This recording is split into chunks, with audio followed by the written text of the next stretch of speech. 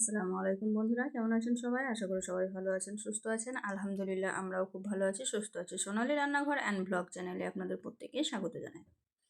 আজকে আমি আবারও একটা কেক রেসিপি নিয়ে চলে এসেছি। যেহেতু আপনারা আগের কেকের রেসিপিতে অনেক ভালোবাসা দিয়েছেন অনেকেই, তো তার জন্য কিন্তু আমি কেকের রেসিপিটা আবার নিয়ে চলে এলাম। আর এটা কিন্তু জন্মদিনেই তৈরি করেছিলাম, দুটো কেক তৈরি করেছিলাম, একটা শেয়ার করেছিলাম আর একটা ছিল, সেটাই আবার আপনাদের সঙ্গে শেয়ার করতে চলে এলাম। তো কেকটা শেয়ার করতে অনেকটাই দেরি হয়ে গেল, কারণ হচ্ছে আমাদের এখানে কিন্তু নেটওয়ার্ক বন্ধ ছিল। নেটওয়ার্কের সমস্যার জন্য কিন্তু আমি কোনো রকম ভিডিও আপলোড করতে পারিনি। তো তার জন্য আমি আজকে আবার কেকের ভিডিও নিয়ে চলে এলাম। তো কেকের রেসিপি তো কম বেশি সবাই তৈরি করতে পারে, আবার অনেকেও পারে না। তো এই কেকের রেসিপি যদি তোমরা ফলো করো তো অবশ্যই কিন্তু ঘরেই বার্থডে কেক তৈরি করে নিতে পারবে, খুব সিম্পলভাবে, কিন্তু খুব সুন্দর হবে আর একদম হেলদি আর একদম স্বাস্থ্যকর, খেতেও খুব সুন্দর।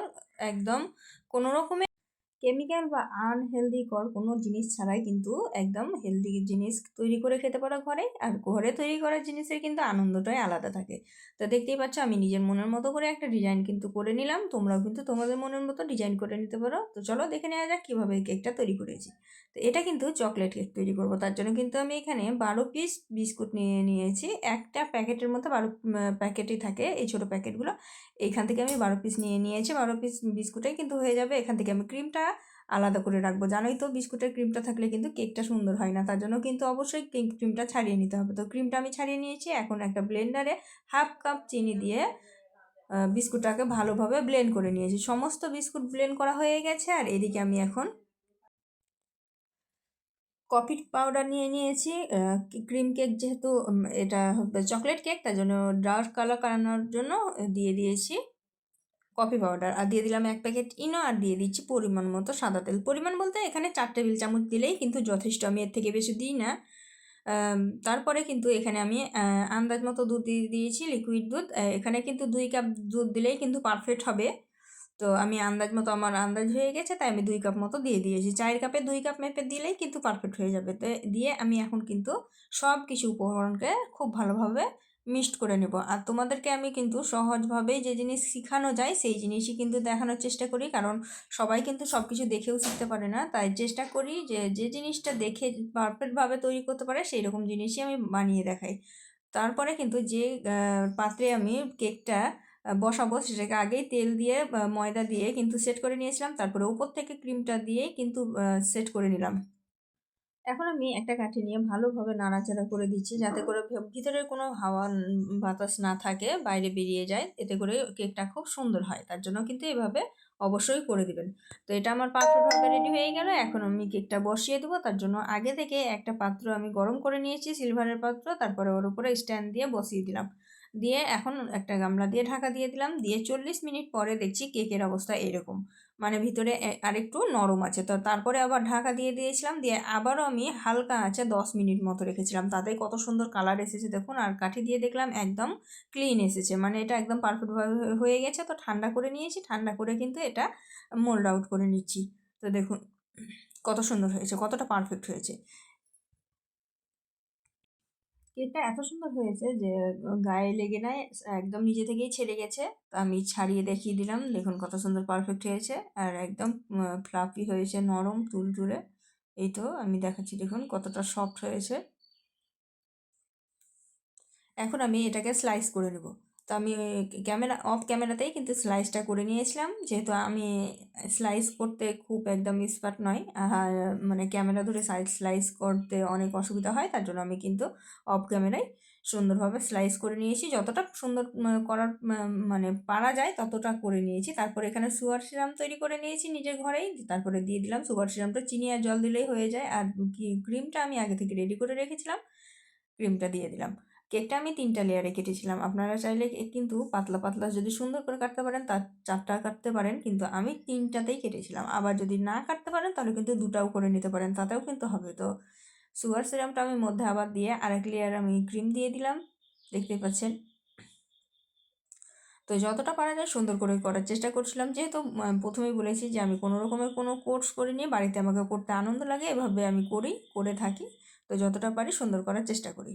তো তোমাদের আমার ভিডিওগুলো কেমন লাগে একটু কমেন্টে জানিও। যদি ভালো লেগে থাকে অবশ্যই লাইক শেয়ার কমেন্ট করতে ভুলবে না।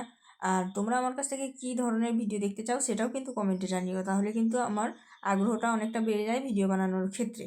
তো দেখতেই পাচ্ছ আমি কভার করে দিলাম, দিয়ে এটাকে ফ্রিজে রেখে দিয়েছিলাম 5 মিনিট মতো সেট হওয়ার জন্য। কিন্তু কারণ আমার হাতে খুব বেশি সময় ছিল না, সেদিনকে আমার মেয়ের বার্থডে ছিল, তো সেদিনে কেকটা কাট করতে হবে, তার জন্য কিন্তু আমি এটা 5 মিনিট মতো সেট করে নিয়েছিলাম।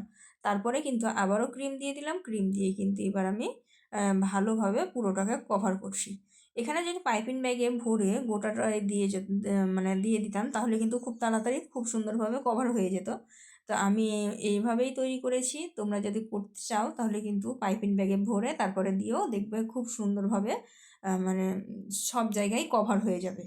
তো তারপরেও কিন্তু আমার এটা কভার হয়ে গেছিলো, কিন্তু যেভাবে বাইরে সবাই ডেলিভারি দেয় সেইভাবে হয়তো বা হয়নি, কিন্তু সুন্দর হয়েছিল। তো দেখতেই পাচ্ছ আমি কিন্তু সুন্দরভাবে কভার করার চেষ্টা করছি। ক্রিমগুলো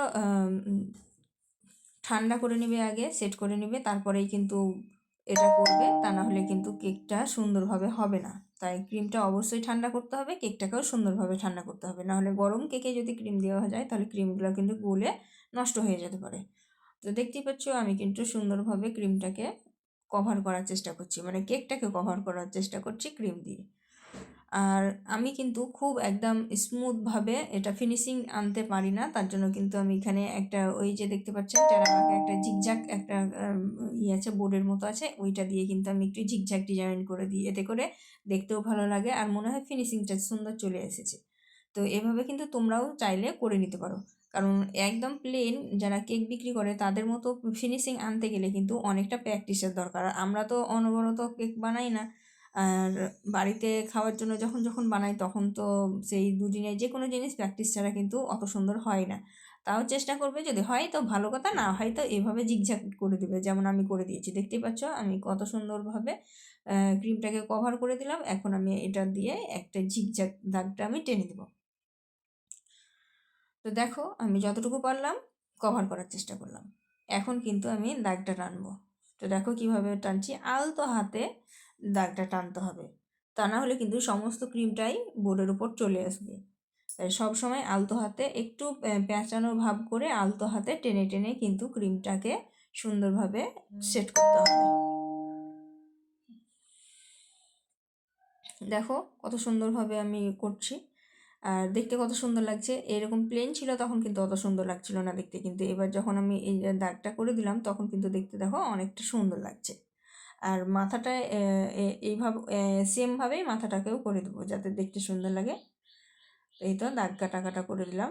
দেখো আমি বেশিরভাগ কেকে কিন্তু এরকমই করি, কারণ আমি যেটা সত্যি আমি পারি না প্লেন মানে সুন্দর করে ব্লেন্ড করে করতে পারি না বলে আমি কিন্তু এভাবে ডিজাইনটা করে দিই।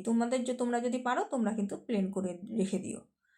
তো এই তো আমি দেখো সমান করে করে দিচ্ছি, আর এক এক জায়গায় কিন্তু একটু একটু ফাঁক আছে সেগুলোকে কভার করার চেষ্টা করছি। দেখো এইভাবে সুন্দর করে করে দিলাম, এটা কিন্তু সুন্দরভাবে হয়ে গেল। এখন যে আশেপাশে ক্রিমগুলো ছড়িয়ে ছিটিয়ে আছে দেখছো থালাটায় কত ক্রিম ছড়িয়ে ছিটিয়ে আছে, এগুলোকে কিন্তু পরিষ্কার করে নেবো। তার জন্য একটা পরিষ্কার ভিজা কাপড় নিয়ে নিব, ভালোভাবে ধারে ধারে একদম মুছে পরিষ্কার করে নেবো। খুব কম খরচেই কিন্তু সুন্দর এরকম কেক তৈরি হয়ে যায়। তোমরা কিন্তু অবশ্যই ঘরে নিজেদের বাচ্চাদের বার্থডেতে হোক বা বিয়ের কোনো অনুষ্ঠানে হোক নিজেরাই কিন্তু এইভাবে তৈরি করে খেতে পারো। এতে করে কেকের মানে পরিবারের সবার সঙ্গে নিজের তৈরি করা কেক যদি ভাগ করে খাও তাহলে কিন্তু আনন্দটা 4 গুণ বেড়ে যায়। আমার ক্ষেত্রে তো তাই মনে হয়, তোমাদের ক্ষেত্রে আমি জানি না। যেহেতু আমি এই কেকটা নিজে ঘরে তৈরি করেছিলাম, যখন আমার মানে আশেপাশে বাড়ির সবাইকে ডেকেছিলাম তাদেরকে যখন বলছিলাম তারা কিন্তু সবাই বলছিল যে বিশ্বাস করছিল না যে মানে আমার তৈরি করা কেক, এটা বিশ্বাস করছিল না। সবাই বলছিল তুমি যে বললা যে কেক কিনবো না, তো এটা কোনটা তোমার তৈরি করা কেক, এগুলো তো অর্ডার করা কেক।